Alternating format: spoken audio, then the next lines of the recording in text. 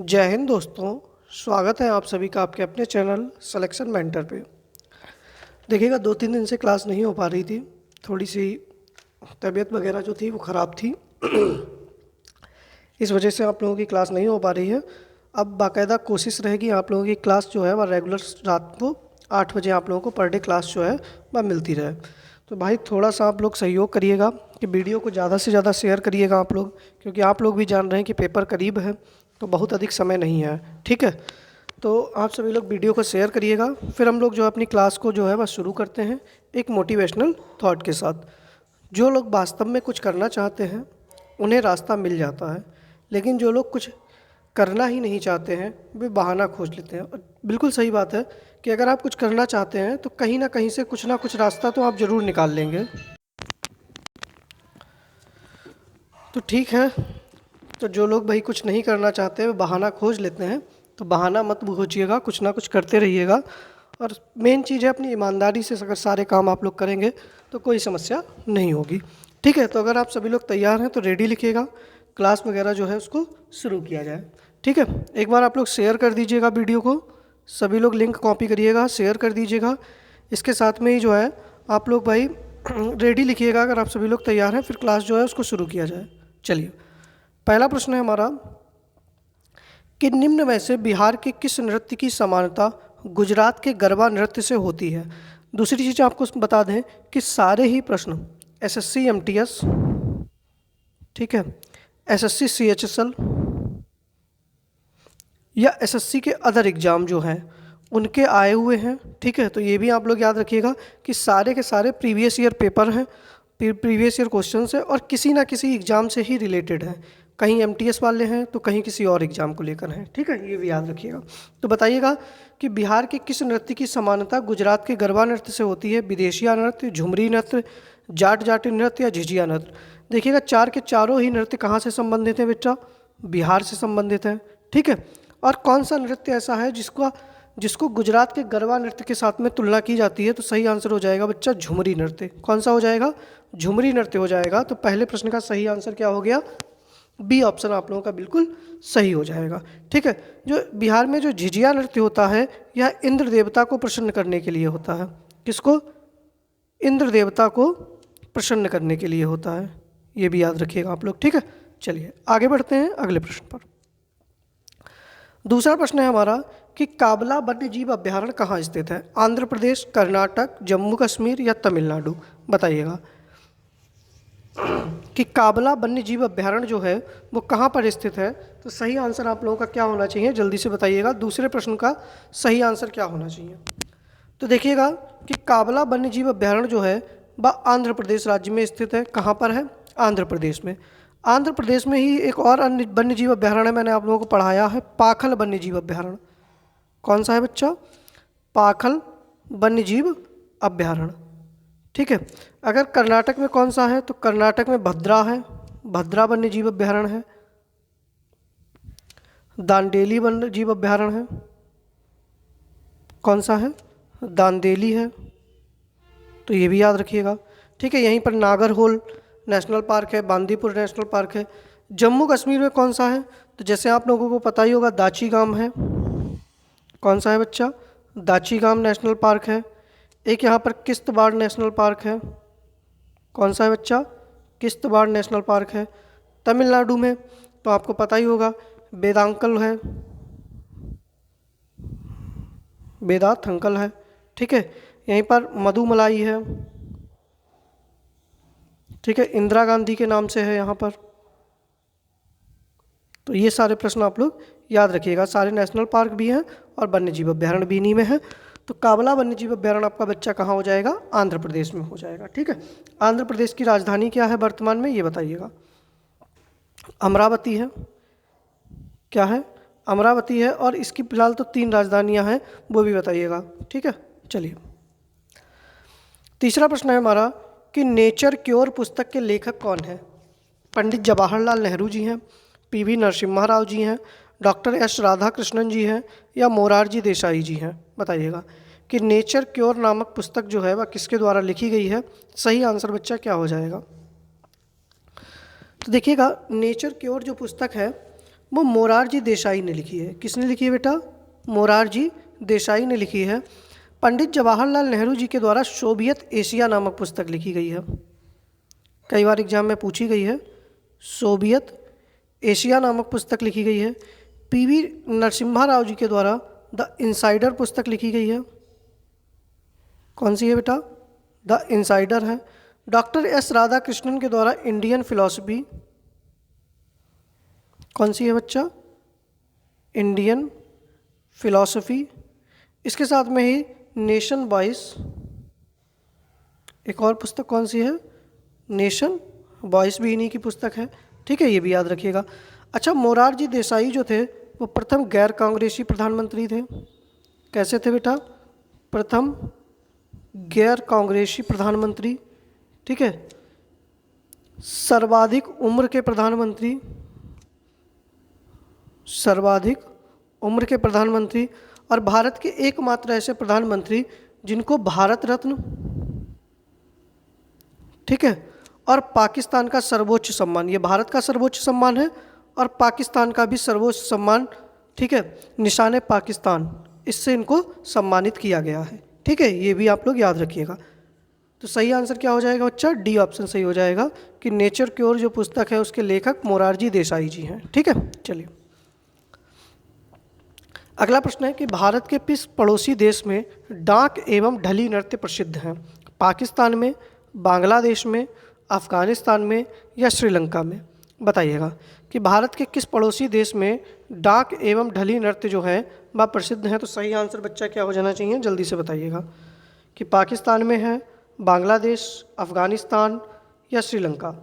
तो देखिएगा कि डाक एवं ढली नृत्य जो हैं वो बांग्लादेश के प्रसिद्ध हैं। किसके? बांग्लादेश के प्रसिद्ध हैं।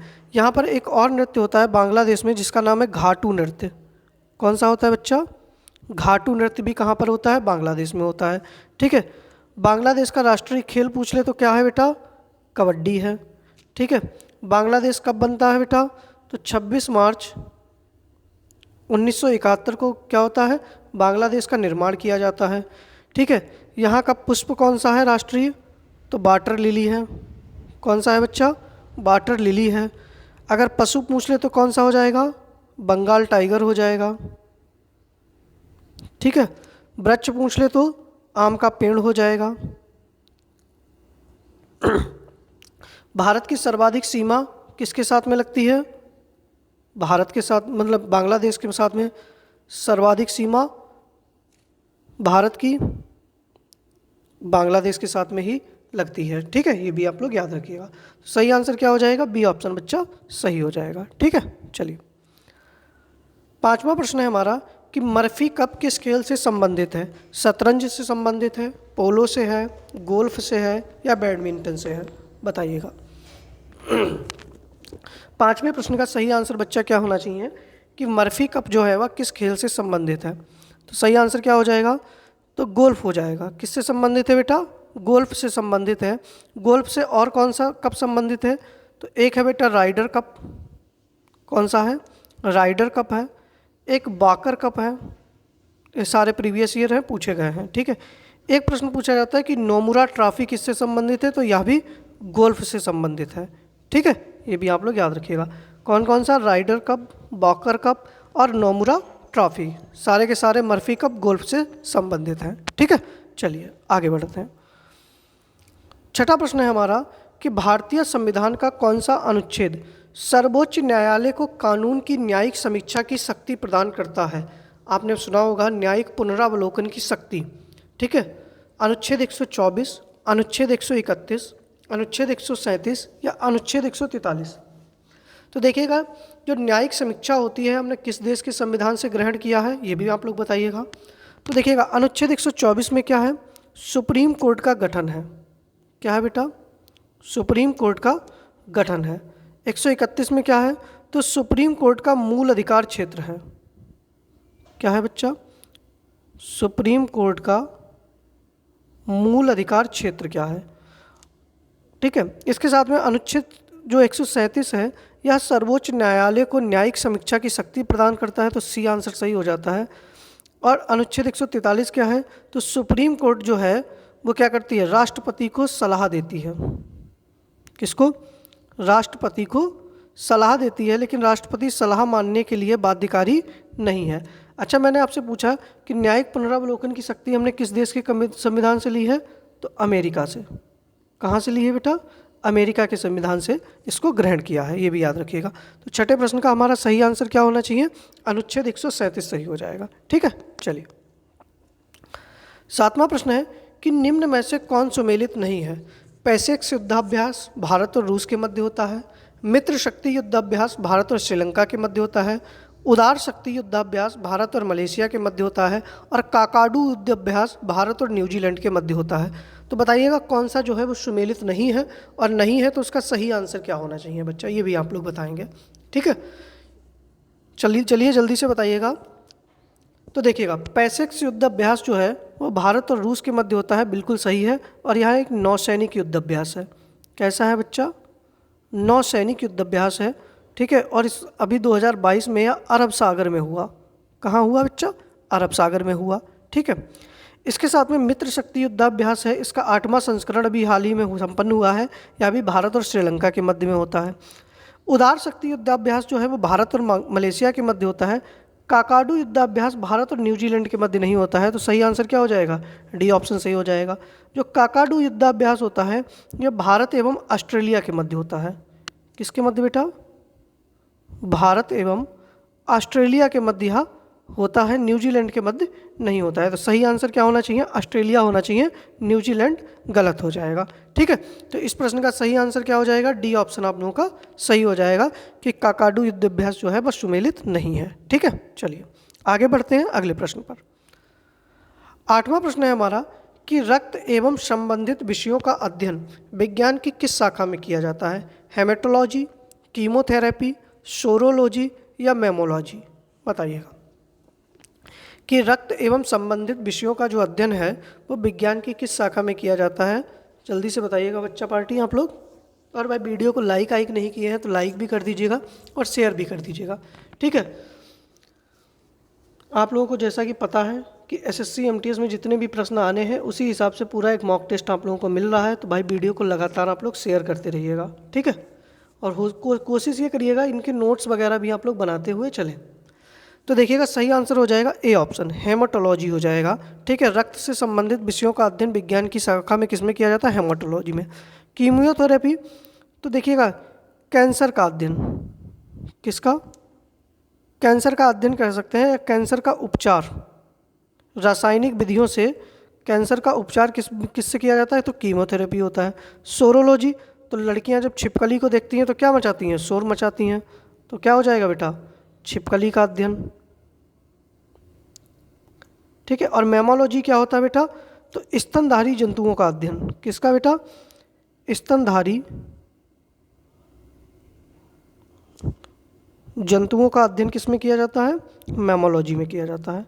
ठीक है बच्चा, तो सही आंसर क्या हो जाएगा? ए ऑप्शन आप लोगों का सही हो जाएगा कि रक्त से संबंधित जो है वो हेमेटोलॉजी हो जाएगा। ठीक है, चलिए आगे बढ़ते हैं। 9वां प्रश्न है कि 1967 में भारत के संविधान में राजभाषाओं की सूची में निम्न में से किस भाषा को शामिल किया गया? तमिल, सिंधी, डोगरी, नेपाली? बताइएगा। तो देखिएगा जो राजभाषा है वो कहाँ पर है संविधान के? भाग 17 में है बेटा। कहाँ पर है? भाग 17 में है। अनुसूची कौन सी है? तो 8वीं अनुसूची का विषय है, मतलब 8वीं अनुसूची में है, ये भी याद रखिएगा। संविधान में कहाँ से कहाँ तक है? तो अनुच्छेद 343 से 351 तक क्या है? राजभाषाओं का उल्लेख है। तो 1967 में जब राजभाषाओं की सूची में शामिल किया गया था तो कौन सा संविधान संशोधन था? तो 21वां संविधान संशोधन था जिसमें सिंधी भाषा को सम्मिलित किया गया था। किसको? सिंधी भाषा को सम्मिलित किया गया था। जब हमारा मूल संविधान बना था तो कितनी राजभाषाएं थी? 14 भाषाएं थी। वर्तमान में बच्चा कितनी है? तो वर्तमान में 22 भाषाएं हैं। कितनी है बच्चा? 22 हैं। तो 21वें संविधान संशोधन जो कि 1967 में होता है तब सिंधी भाषा को जोड़ा जाता है।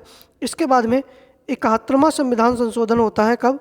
1992 में, जिनमें 3 भाषाओं को जोड़ा जाता है। नाम आप लोग याद रखिएगा।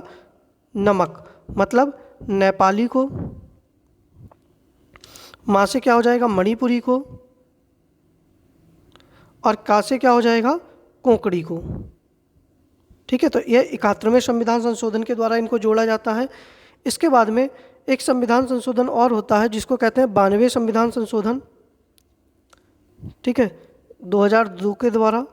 इसमें जो होती है वो 4 भाषाएं जोड़ी जाती हैं, MSDB। तो M से क्या हो जाएगा, मैथिली हो जाएगा बच्चा, क्या हो गया, मैथिली हो गया। यस से क्या हो गया बेटा, संथाली हो गई। डी से डोगरी भाषा हो गई। और बी से जो है वो कौन सी हो जाएगी बच्चा, तो बोडो हो जाएगी। अब आप लोग जोड़ लीजिएगा, 14 पहले थी मूल संविधान में, 15वीं सिंधी हुई, 16वीं नेपाली, 17वीं मणिपुरी, 18वीं कोंकणी और 4 मिलाकर कितनी हो गई, तो 22 भाषाएं हो गई। ठीक है, तो मूल संविधान में 14 थी लेकिन वर्तमान में 22 हैं। सही आंसर क्या हो जाएगा, सिंधी सही हो जाएगा। ठीक है, चलिए आगे बढ़ते हैं। 10वां प्रश्न है हमारा कि निम्न में से कौन सी गंगा की सहायक नदी नहीं है, सहायक नदी है सॉरी, साबरमती, माही, घाघरा या भीम, बताइएगा। तो देखिएगा गंगा नदी कहाँ से निकलती है, तो आप लोगों को पता है गोमुख ग्लेशियर से। ठीक है, इसकी लंबाई बच्चा कितनी है, तो कुल लंबाई 2525 किलोमीटर है। कितनी है, 2525 किलोमीटर है। कितने राज्यों से गुजरती है, तो 5 राज्यों से, और 5 राज्यों के आपको नाम लिखने हैं। ठीक है, बांग्लादेश में गंगा को किस नाम से जानते हैं हम लोग, बताइएगा। बांग्लादेश में गंगा का नाम क्या हो जाता है बेटा, तो बांग्लादेश में गंगा का नाम हो जाता है पद्मा। क्या हो जाता है, पद्मा हो जाता है। अच्छा, इस प्रश्न में सही आंसर क्या हो जाएगा, गंगा की सहायक नदी कौन सी हो जाएगी बेटा, घाघरा हो जाएगी। कौन सी हो जाएगी, घाघरा हो जाएगी। अगर आपसे पूछ लिया जाए गंगा की सबसे बड़ी सहायक नदी कौन सी है, सबसे बड़ी सहायक नदी, तो बच्चा हो जाएगी यमुना। कौन सी हो जाएगी, यमुना हो जाएगी। ठीक है, ये भी आप लोग याद रखिएगा। अच्छा, और इसकी सहायक नदियाँ कौन सी हैं, तो जैसा कि आप लोगों को पता है रामगंगा है, कोसी है, सोन है, गंडक है, ठीक है, चंबल है। ये सारी क्या है, गंगा की सहायक नदियां हैं। ठीक है, अगर आपसे पूछ लिया जाए गंगा को कब राष्ट्रीय नदी घोषित किया गया, बताइएगा। तो गंगा को राष्ट्रीय नदी कब घोषित किया गया, ये बताइएगा। तो गंगा को राष्ट्रीय नदी जो होता है वो 4 नवंबर 2008 को, कब, 4 नवंबर 2008 को जो है वह क्या किया जाता है, राष्ट्रीय नदी घोषित किया जाता है।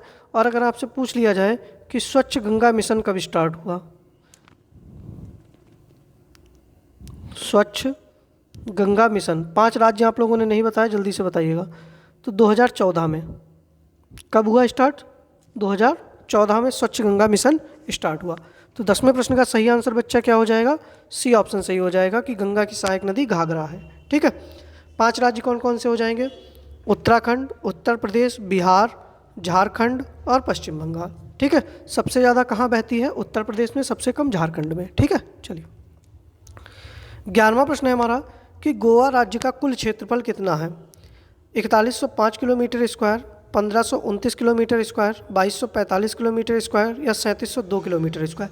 अब देखिएगा, सब राज्यों के आपको क्षेत्रफल नहीं याद रखने हैं, क्योंकि है क्या कि गोवा सबसे छोटा राज्य है। भाई गोवा कैसा है, सबसे छोटा राज्य, तो भाई आपको याद होना चाहिए क्षेत्रफल के अनुसार सबसे छोटा राज्य कौन सा है, तो गोवा है। सबसे छोटी समुद्री सीमा किसकी है, तब भी सही आंसर क्या हो जाएगा, गोवा की है।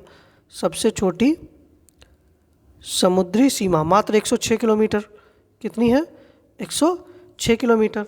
ठीक है, तो सबसे कुल क्षेत्रफल में कितना है इसका, 3702 किलोमीटर है मात्र। कितना है, 3702 किलोमीटर स्क्वायर है, ये भी आप लोग याद रखना। अच्छा, यहाँ की राजधानी क्या है बेटा, तो पणजी है। आप लोग सीएम और राज्यपाल का नाम जल्दी से लिखिएगा। यहाँ पर विधानसभा की सीटें कितनी है बेटा, तो 40 हैं। ठीक है, इसके साथ में ही लोकसभा सीटें कितनी हैं, तो 2 हैं। राज्यसभा सीटें कितनी हैं, 1 है। सीएम यहाँ के प्रमोद सावंत जी हैं। कौन है बेटा, प्रमोद सावंत हैं। और राज्यपाल अभी जल्द चेंज हुए हैं, श्रीधरन पिल्लई हैं। कौन है बेटा, श्रीधरन पिल्लई हैं। गोवा में ही आपका क्या है, दूध सागर जलप्रपात है। क्या है बेटा, दूध सागर जलप्रपात है। बाकी मैंने करंट से भी रिलेटेड आपको यहाँ की बहुत सारी चीज़ें बताई हुई हैं, तो जो आपको याद आ जाए उनको आप लोग लिख दीजिएगा। तो 11वें प्रश्न का सही आंसर क्या हो जाएगा बच्चा? डी ऑप्शन सही हो जाएगा। ठीक है, चलिए आगे बढ़ते हैं। अगला प्रश्न है कि रिकेट्स नामक रोग शरीर का कौन सा अंग प्रत्यक्ष रूप से प्रभावित करता है, या रिकेट्स से कौन सा अंग जो होता है वो प्रभावित होता है? आँख होती हैं, हड्डियाँ होती हैं, नाक होती हैं, या यकृत होता है? तो देखिएगा, तो रिकेट्स जो होता है वो किसकी कमी से होता है? तो बेटा विटामिन डी की कमी से होता है। किससे होता है? विटामिन डी की कमी से होता है। और विटामिन डी का वैज्ञानिक नाम क्या होता है? विटामिन डी का वैज्ञानिक नाम क्या होता है, ये भी बताइएगा। तो रिकेट्स से कौन सा अंग प्रभावित होता है? हड्डियाँ। और इसको हम लोग क्या कहते हैं? तो आपको पता ही होगा, सूखा रोग भी कहा जाता है। क्या कहा जाता है? सूखा रोग कहा जाता है। और इसका वैज्ञानिक नाम बच्चा क्या हो जाएगा? कैल्सीफेरॉल हो जाएगा। क्या हो जाएगा? कैल्सीफेरॉल हो जाएगा। ठीक है, अच्छा, इसकी खोज, विटामिन डी की खोज किसके द्वारा की गई थी? तो विटामिन डी की खोज जो है वो हॉपकिंस के द्वारा की गई। ठीक है, और अगर आपसे पूछा जाए कि कौन सा विटामिन जो होता है वो प्राकृतिक रूप से प्राप्त होता है, तो विटामिन डी ही प्राकृतिक रूप से प्राप्त होता है। किससे? सूर्य की रोशनी से। किससे बेटा? सूर्य की रोशनी से जो होता है वो हमको क्या प्राप्त होता है? विटामिन डी प्राप्त होता है। बच्चों में जो होता है वो रिकेट्स हो जाता है, और विटामिन डी की कमी से वयस्कों में ऑस्टियोमलेशिया, ठीक है, यह रोग हो जाता है। याद रखिएगा, हड्डियाँ इससे जो होती है वो कमज़ोर हो जाती हैं। ठीक है, चलिए आगे बढ़ते हैं अगले प्रश्न पर। 13वां प्रश्न है कि भारत म्यांमार की सीमा की सुरक्षा कौन सा अर्धसैनिक बल करता है? आईटीबीपी, सीआरपीएफ, असम राइफल्स, या बीएसएफ? बताइएगा। देखिएगा, भारत का पड़ोसी देश है म्यांमार, तो इनके साथ में जो सीमा की सुरक्षा कौन सा अर्धसैनिक बल करता है, तो बताइएगा सही आंसर क्या होना चाहिए। 4 ऑप्शन आप लोगों के सामने हैं, क्योंकि यह करंट का प्रश्न है अभी, क्योंकि इससे रिलेटेड एक चीज़ हुई है। तो सही आंसर हो जाएगा बच्चा असम राइफल्स। क्या हो जाएगा? असम राइफल्स जो होता है वो भारत म्यांमार की सीमा की सुरक्षा करता है। अच्छा, असम राइफल ने अभी क्या हुआ है, 188वां अपना स्थापना दिवस मनाया है। क्या मनाया है?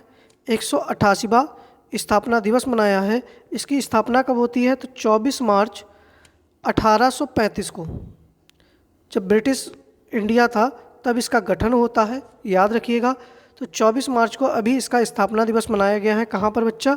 शिलांग में। कहाँ मनाया गया? शिलांग में मनाया गया। अगर आपसे पूछ लिया जाए शिलांग कहाँ की कैपिटल है, ये भी बताइएगा। कि भारत का सबसे पुराना अर्धसैनिक बल कौन सा है, तो भी कौन सा हो जाएगा? असम राइफल्स हो जाएगा। और यह किसके अधीन काम करता है? तो गृह मंत्रालय के अधीन काम करता है। किसके बेटा? गृह मंत्रालय के अधीन काम करता है। और इसका हेडक्वार्टर पूछ लिया जाए तो बच्चा कहाँ हो जाएगा? तो इसका हेडक्वार्टर जो है वो भी कहाँ पर हो जाएगा? मेघालय के शिलांग में हो जाएगा। ठीक है, याद रखिएगा। तो इसका 188वां स्थापना दिवस भी कहाँ मनाया गया? तो शिलांग में मनाया गया है। सही आंसर क्या हो जाएगा? सी ऑप्शन सही हो जाएगा। अच्छा, इसके महानिदेशक जो हैं वो आप लोगों को होमवर्क में बताने हैं। ठीक है, चलिए 14वां प्रश्न है हमारा कि हाल ही में किसे वन्यजीव संरक्षण पुरस्कार 2023 प्रदान किया गया? आलिया मीर को, मेघना नायडू को, पद्मिनी स्वराज को, या नैना साहनी को? बताइएगा। देखो, भालू के बचाव के लिए, साथ में और भी अन्य जानवरों के भी बचाव, लेकिन भालू पर इनका मेन फोकस रहा, तो इसके लिए इनको वन्यजीव संरक्षण पुरस्कार दिया गया, क्योंकि यह एक समाजशास्त्री भी हैं और वन्यजीवी जानवरों के काम के लिए भी इन्होंने कार्य किया है। तो यह सही आंसर हो जाएगा आलिया मीर को। किसको? आलिया मीर को दिया गया। और यह पुरस्कार प्राप्त करने वाली जम्मू कश्मीर की प्रथम महिला हैं। जम्मू कश्मीर की प्रथम महिला हैं जिन्हें यह पुरस्कार दिया गया। यह एक प्रसिद्ध समाज क्या है? समाजशास्त्री हैं। ठीक है, ये भी याद रखिएगा। सही आंसर ए ऑप्शन हो जाएगा। ठीक है, चलिए आगे बढ़ते हैं। 15वां प्रश्न है कि चुनाव आयोग कहाँ के चुनाव आयोग? कर्नाटक के। ठीक है, ने किस ट्रांसजेंडर को लोक कलाकार को समुदाय के लिए चुनाव आइकन के रूप में चुना है? आयशा, नाजिया, मंजम्मा जोगाती, या अनीशा राय? तो बताइएगा कि किस ट्रांसजेंडर को लोक कलाकार के समुदाय के रूप में इसको चुना गया है? तो सही आंसर हो जाएगा मंजम्मा जोगाती को चुना है। किसको? सी ऑप्शन सही हो जाएगा। इनके साथ साथ में ही पूर्व क्रिकेटर राहुल द्रविड़ को भी चुना गया है। ठीक है, राहुल द्रविड़ के साथ में ही ज्ञानपीठ पुरस्कार प्राप्त करता जो है चंद्रशेखर कंवर को भी चुना गया है। किसको? चंद्रशेखर कंबर को भी इस चुनाव आइकन के लिए चुना गया है। ठीक है, भारत के प्रथम चुनाव आयुक्त कौन थे, ये भी आप लोग बताइएगा। तो प्रथम चुनाव आयुक्त बेटा कौन हो जाएंगे, सुकुमार सेन हो जाएंगे। कौन हो जाएंगे, सुकुमार सेन हो जाएंगे। ठीक है, चलिए सही आंसर बच्चा क्या हो गया, सी ऑप्शन आपका सही हो जाएगा। अब देखिएगा 15 प्रश्न तक हम लोग बढ़ चुके हैं। अब अगर यहाँ तक लाइक नहीं किए हैं तो वीडियो को भाई साहब आप लोग एक बार लाइक ज़रूर कर दीजिएगा। ठीक है, फिर हम लोग जो है उसको आगे बढ़ते हैं। शेयर ना किए हैं तो शेयर भी कर दीजिएगा भाई लोग। ठीक है, चलिए आगे बढ़ते हैं अगले प्रश्न पर हम लोग। अब देखिए हमारे भाई कुछ जलेबी वाले प्रश्न हैं जिनके आंसर आप सभी लोगों को करने हैं, और शायद सारे के सारे ही प्रीवियस ईयर भी होते हैं, मतलब जो मैं पढ़ा चुका हूँ। तो देखते हैं आप लोगों को कितने क्या याद रह जाते हैं, कितने क्या नहीं। पहला ही प्रश्न है हमारा बच्चा, बताइएगा नाटो में कुल कितने सदस्य हैं। दूसरा प्रश्न है कि प्रधानमंत्री किसान सम्मान सम्मेलन 2022 का आयोजन कहाँ किया गया, और दुनिया की पहली लिविंग हेरिटेज यूनिवर्सिटी का दर्जा किसे दिया गया, बताइएगा। तो देखिएगा नाटो में कुल कितने सदस्य हैं बच्चा, तो 31 हैं। कौन है, 31 है। और 31वां सदस्य बेटा कौन बना है, तो मैंने उस दिन पढ़ाया था आप लोगों को, फिनलैंड बना है। फिनलैंड की राजधानी क्या है, जल्दी से आप लोग कमेंट बॉक्स में बताइएगा। अच्छा, नाटो नॉर्थ ट्रीटी, इसकी स्थापना कब होती है, अटलांटिक ऑर्गेनाइजेशन, तो 4 अप्रैल 1919 को। कब होती है बच्चा, 4 अप्रैल 1949 को। ठीक है, इसके साथ में ही इसका हेडक्वार्टर कहाँ पर है, तो बेल्जियम मतलब ब्रुसेल्स में है। ठीक है, हाँ, फिनलैंड की राजधानी क्या हो जाएगी, हेलेंस्की हो जाएगी। और फिनलैंड को क्या कहा जाता है, ये भी बताइएगा, झीलों का देश कहा जाता है। प्रधानमंत्री किसान सम्मान सम्मेलन जो है, इसका आयोजन बच्चा कहाँ पर किया गया, नई दिल्ली में। कहाँ किया गया बेटा, नई दिल्ली के अंदर किया गया। तो दूसरे प्रश्न का सही आंसर नई दिल्ली हो जाएगा। फिर मैंने पूछा कि दुनिया की पहली लिविंग हेरिटेज यूनिवर्सिटी का दर्जा किसको मिला, तो मैंने आप लोगों को बताया था कि विश्व भारती विश्वविद्यालय को। किसको बच्चा, विश्व भारतीय विश्वविद्यालय को यह दर्जा दिया गया। और ये कहाँ पर है बच्चा, तो यह कलकत्ता में है, मतलब पश्चिम बंगाल में है। ठीक है, और इसकी स्थापना जो है वह किसके द्वारा की गई थी, ये भी बताइएगा। तो इसकी स्थापना मैं यहाँ पे लिखे दे रहा हूँ, हालांकि मैंने पढ़ाया है 1921 में रविंद्रनाथ टैगोर के द्वारा। किसके द्वारा बच्चा, रविंद्रनाथ टैगोर के द्वारा। और 1951 में इसको क्या मिला था, केंद्रीय विद्यालय का दर्जा दिया गया था। ठीक है, ये भी याद रखिएगा। आगे बढ़ते हैं। अगला प्रश्न है कि आधारभूत पशुपालन सांख्यिकी रिपोर्ट 2022 के अनुसार अंडा उत्पादन में कौन सा राज्य शीर्ष पर है, बताइएगा। तो मैंने बताया था कि पहले स्थान पर जो था वो कौन था, आंध्र प्रदेश है। कौन है बेटा, आंध्र प्रदेश था इसमें। सेकंड स्थान पर तमिलनाडु, और थर्ड स्थान पर तेलंगाना था। ठीक है, याद रखिएगा आप लोग। आगे बढ़ते हैं। आगे प्रश्न है हमारा, 3 प्रश्न है कि गौतम बुद्ध ने अपना प्रथम उपदेश कहाँ दिया, तस्मानिया द्वीप कहाँ स्थित है, और धर्म सभा के संस्थापक कौन थे, बताइएगा। तो जैसा कि आप लोग सभी लोग जानते हैं कि प्रथम उपदेश को क्या कहा गया, धर्म चक्र प्रवर्तन कहा गया। क्या कहा गया बच्चा, धर्म चक्र प्रवर्तन कहा गया। और ये उपदेश इन्होंने कहाँ दिया था, तो सारनाथ में दिया गया था। और सारनाथ को तब क्या कहते थे, ऋषिपत्तनम कहते थे, वाराणसी के पास में। ठीक है, अच्छा अगर आपसे पूछ लिया जाए कि सर्वाधिक उपदेश कहाँ दिए, अगर आपसे पूछ लिया जाए सर्वाधिक उपदेश कहाँ दिए, तो मैंने आप लोगों को बताया था कहाँ पर, श्रावस्ती में। कहाँ बच्चा, श्रावस्ती में दिए। ठीक है, तस्मानिया द्वीप कहाँ स्थित है, तो मैंने आप लोगों को बताया था तस्मानिया द्वीप हमारे कहाँ पर स्थित है, तो ऑस्ट्रेलिया के अंदर है। कहाँ था बच्चा, ऑस्ट्रेलिया में है। ठीक है, धर्म सभा के संस्थापक कौन थे, तो मैंने बताया था कि कलकत्ता में धर्म सभा की स्थापना किसके द्वारा की गई थी, बताओ। कलकत्ता में धर्म सभा की स्थापना राधाकांत देव के द्वारा। किसके द्वारा बेटा, राधाकांत देव के द्वारा की गई थी। ठीक है, चलिए आगे बढ़ते हैं। 2 प्रश्न और बचे हैं कि नाबार्ड के वर्तमान अध्यक्ष कौन है, और खेलो इंडिया यूथ गेम्स 2022 का आयोजन कहाँ हुआ? तो देखिएगा नाबार्ड की स्थापना कब होती है ये भी बताइएगा। अच्छा, अध्यक्ष कौन है? तो साजी केबी हैं। किस समिति की सिफारिश पर हुई थी? तो शिव रमन समिति की सिफारिश पर। ठीक है, सभी। और हेडक्वार्टर कहाँ पर है इसका नाबार्ड का? तो मुंबई के अंदर है। ठीक है, खेलो इंडिया यूथ गेम्स 2022 का आयोजन बच्चा कहाँ होता है? तो मध्य प्रदेश के भोपाल में। कहाँ होता है? एमपी के भोपाल में जो है वो किसका आयोजन होता है? खेलो इंडिया यूथ गेम्स का आयोजन होता है। ठीक है, चलिए अब कुछ प्रश्न जो है वह हमारे होमवर्क के लिए हैं। आप लोग बताएंगे ज़रा कि लता, एक पुस्तक है Lata a life in music, a Lata life in music, इस पुस्तक के लेखक बताने हैं आपको। ठीक है, इसके साथ में ही आप लोगों को ये भी बताना है कि वफ़िन द्वीप कहाँ पर है। दूसरा प्रश्न है बच्चा कि वफ़िन द्वीप कहाँ पर है, ये दूसरा प्रश्न है हमारा। तीसरा प्रश्न है कि ढेबर झील कहाँ स्थित है। तीसरा प्रश्न क्या है बच्चा?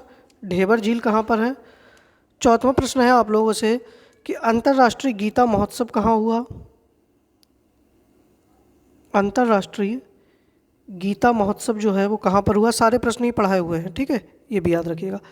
तो और पांचवा प्रश्न है आप लोगों का कि भारत में सबसे पहले कौन आया, कौन से यूरोपीय आए। भारत में सर्वप्रथम कौन से यूरोपीय आए, कौन से यूरोपीय आए।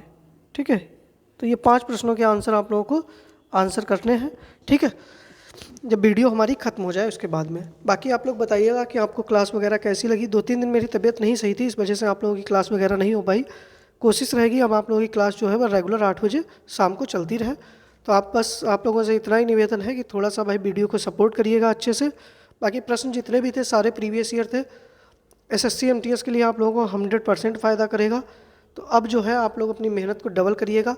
GS और इंग्लिश ही आप लोगों के लिए मेन रोल है, तो इन दोनों सब्जेक्ट को संभाल लिए तो आप लोगों का सिलेक्शन जो है वो बहुत आराम से हो जाएगा। ठीक है, बाकी आप सभी लोग इसी तरीके से पढ़ते रहिएगा, हंसते रहिए, मुस्कुराते रहिए। मिलते हैं अपनी नेक्स्ट वीडियो में।